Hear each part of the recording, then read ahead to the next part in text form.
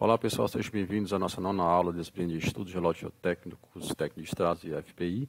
Tá? E aqui nós vamos mostrar para vocês a interpretação de um boletim, né, relatório de ensaio de sondagem SPT, tá? Que foi aplicado para a cidade de Brusque, construção do IFP de lá de Santa Catarina em 2012. Então aqui você tem um RN com a marcação da cota desse ponto, né, de referência, 90 metros. Tá? E aqui você tem o terreno onde vai ser edificado o instituto lá. E aí você tem aqui os pontos de sondagem, né? Ponto SP1 até o SP12, então são 12 pontos de sondagem, SPT significa Studies Penetration.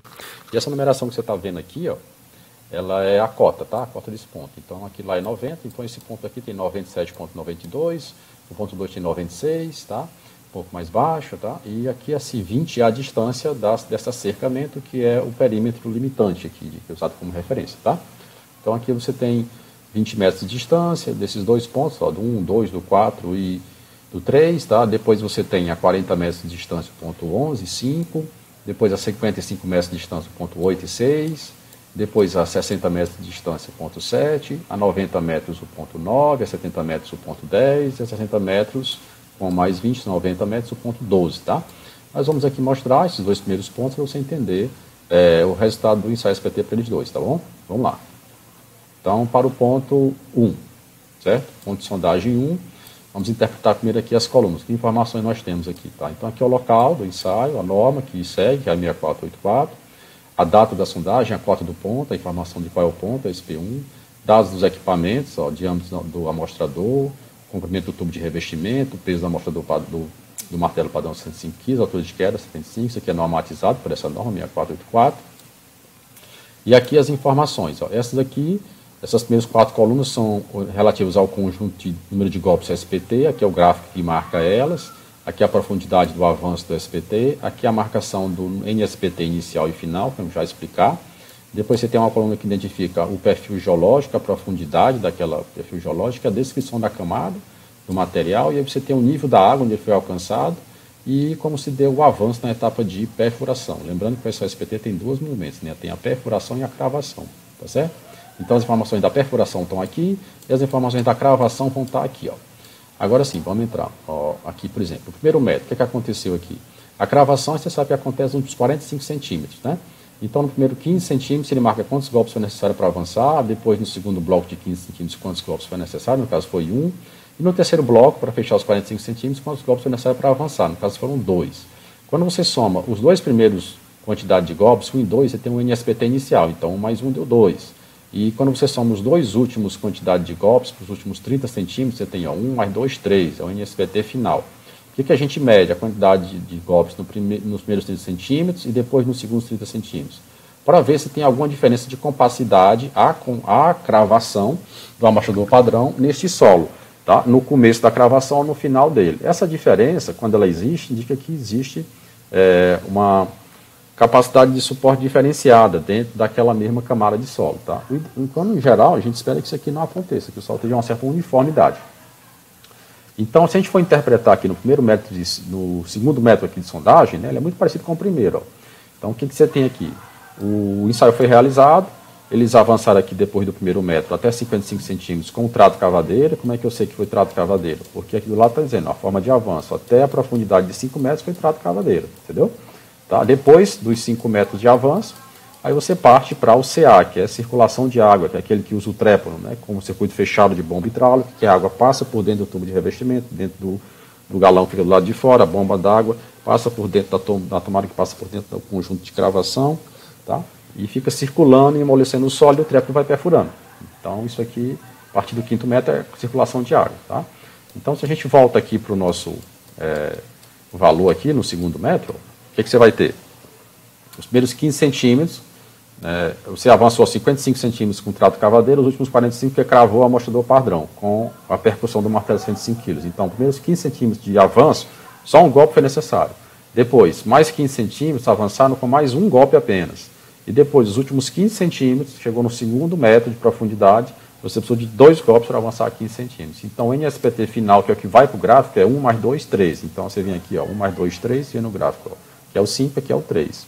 Então, isso mostra, ó, que houve um aumento da capacidade de suporte no final do primeiro metro, final do segundo metro do solo. Tá? E assim você vai avaliando, ó, todos os valores de NSPT vão sendo anotados, né, até chegar na profundidade máxima aqui. Ó. Nesse caso foi no 15º metro. O que aconteceu aqui? Ó?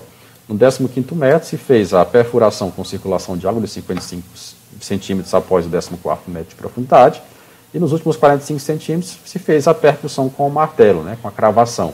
E aí você encontrou, precisou 3 golpes do martelo de 105 kg, caindo a 75 centímetros de altura para cravar o amostrador por 15 centímetros. Depois você precisou de mais 4 golpes para avançar e cravar por mais 15 centímetros. E depois você precisou de mais 7 golpes em cima do conjunto de cravação para poder avançar 15 centímetros finais e fechar os 45. Então o NSPT final fica 4 mais 7, que dá 11, que é o que vem aqui para o gráfico. Se você subir aqui no gráfico, esse ponto vermelho, ele vai ser, ó, lá em cima é o 11, ó, depois do 10 um pouquinho, tá? Então quando a gente olha a coluna de NSPT, você vai ter a segunda, aqui vai para o gráfico, e a primeira de comparação. Então, quando tem muita diferença entre as duas, ó, porque há uma diferença de uma heterogeneidade de resistência do solo, tá? Quando a diferença não é tão grande, aí eles são mais uniformes, ok?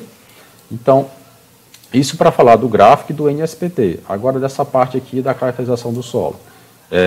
Toda vez que você faz a cravação, você coleta uma amostra de solo, no primeiro, segundo, terceiro, quarto, quinto, né? Isso vai sendo submetida, essa amostra de solo, uma análise tátil visual pelo operador, tá? E uma parte disso é coletada para levar para o laboratório de solos, ok? Essa análise tátil visual é que vai dizer que tipo de material e quando ele muda de material. Então, aqui no caso, ó, foi verificado pela análise tátil visual que até a profundidade de 5,47 metros, você tinha uma argila arenosa, friável, muito mole, com cor marrom clara. Lembra que a caracterização do material, que é feita lá no campo, na hora do ensaio SPT, ela primeiro bota o material mais relevante, maior percentual, no caso aqui a argila, depois o segundo maior material, arenoso, depois a compacidade dela e depois a cor. Tá? E sempre isso vai se repetindo. E aí o ensaio foi progredindo, aí, quando ele chegou no 6º metro ele já viu que o material mudou, não era mais argila, virou uma areia grossa, e aí ele foi coletando a amostra no 7º metro, no 8º, no 9º, no 10º, 11º, até o 12º persistiu isso aqui, ó. Areia grossa, friável, fofa, mediamente compacta na cor cinza claro. Tá? Então o material basicamente é areia. E observe que nessa segunda camada ele já conseguiu identificar uma coisa importante aqui, ó, nível d'água. No 7º metro você conseguiu identificar que existe água. Então isso aqui é importante porque quando você vai fazer o processo de fundação, a presença da água afeta a solução que você vai adotar, né? Porque a água vai dificultar, por exemplo, dificultar a cura do concreto. Eu vou fazer um tubolão, por exemplo, tem que ficar drenando a água de dentro do tubolão se ele for mais profundo do que esses 7 metros, certo? E lembrando que, ó, depois do 5º metro, o trado cavadeira já não mais funcionou para avançar aqueles 55 centímetros, e a partir do 5º metro aqui, ó, já foi trépano com circulação de água, até chegar na etapa final. E aí ele foi avançando, quando ele chegou no 12º para o 13º metro, ele já encontrou um material diferente, já não era uma areia mais grossa, era uma areia fina, pouco compacta, na cor cinza claro, certo? E aí o ensaio foi terminado no 15º metro, onde se encontrou a NSPT de 11, marcado aqui no gráfico, NSPT final, e ele foi terminado por decisão administrativa, né? Mas ele pode ser finalizado também quando você, por mais de 10 minutos, não consegue cravar mais do que 50 milímetros, né? Na etapa de cravação, porque você atinge um solo muito duro que não consegue cravar, não consegue ir à frente. E outra coisa importante, que é marcada aqui, ó, a profundidade do último metro, né? Foi aqui 15º, né? E você percebe também essas tarjas pretas aqui, é para dizer até onde avançou o teu tubo de revestimento, e observe que ele avançou por toda a camada de solo mole e por parte da camada arenosa, para evitar que o furo se fechasse em si mesmo, né? Pela implosão desse material. Então, essa tarjazinha preta dos dois lados é o tubo de revestimento, que precisa ser inserido dentro do ensaio. E por último aqui, ó, o nível da água, você lembra que ele é medido inicialmente, né? Na hora que você acha ele foi a 7,23 e depois de 12 horas que encerra o ensaio de SPT, que ele estabilizou em 7,01. Essa diferença realmente existe. O nível da água ele sobe um pouco mais quando você fura, porque tira a pressão de cima dele, então ele dá aquela puxada para cima e depois ele estabiliza voltando à sua condição normal. Por isso tem que dar um tempo para marcar o nível da água na parte final. Então esse aqui é o primeiro ponto. Então qual é a conclusão? O que tem de importante aqui? Nível da água, 7 metros. Eu tenho 3 camadas de solo, basicamente uma argila arenosa de baixa compacidade, depois uma areia grossa de média compacidade e uma areia fina de média compacidade até os 15 metros de profundidade. Então, aqui o que tem de importante é o NSPT, as camadas de solo e nível d'água. Isso foi pronto 1. Aí se você avança para o ponto 2, o que você tem aqui? A mesma estrutura da tabela que você viu no ponto 1 tem no ponto 2. A diferença agora é que você tem, por exemplo, que a camada de argila arenosa, ela avança de 5 para 7,45 metros, tá? Mas o NSPT dela continua muito baixo. Você vê que com um golpe você avança aqui 35 centímetros, avança 20 centímetros. Então o NSPT, quando ele é muito baixo, ele sempre repete a mesma marcação que tem aqui a do campo, né, que é da terceira coluna, no cálculo do NSPT. E aí se você continua avançando aqui, você percebe que a tua camada de areia agora ficou mais uniforme, né? Tu continuou com o nível d'água 7,78. Até 8 metros, tu fez as perfurações com trato cavadeira. A partir de 8 metros, tu usou circulação com água, usando trépano. Mas a tua camada de areia, que era 2, ficou uma areia só, de média complexidade na cor clara. E aqui a capacidade dela, tá vendo o gráficozinho vermelho subindo? Ó? E aqui uma subida interessante que já vai marcar que a partir do ponto de cota 13,45, né, quando as amostras são observadas tátil e visualmente, a areia passa a se tornar uma argila arenosa, né? Tem muito mais argila agora do que areia, e numa cor verde escura.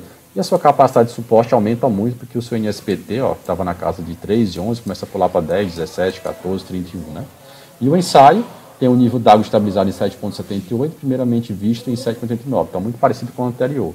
Só que a profundidade do outro encerrava nos 15 metros, e aqui encerra no 22º metro de profundidade. Então, quando você junta as informações de todos os pontos, você tem a formação de um perfil geotécnico, que vai te informar as espessuras das camadas, os tipos de materiais, e junto com o NSPT, a capacidade de suporte, que é as informações necessárias para poder você dimensionar o tipo de fundação que você vai usar para a obra, no caso. Se for uma obra rodoviária, pode ser fundação de uma obra de ar rodoviária, um viaduto, uma ponte, por exemplo. A gente encerra por aqui, pessoal. Espero que vocês tenham gostado da explicação do lado do SPT e parto para os exercícios. Muito obrigado pela atenção.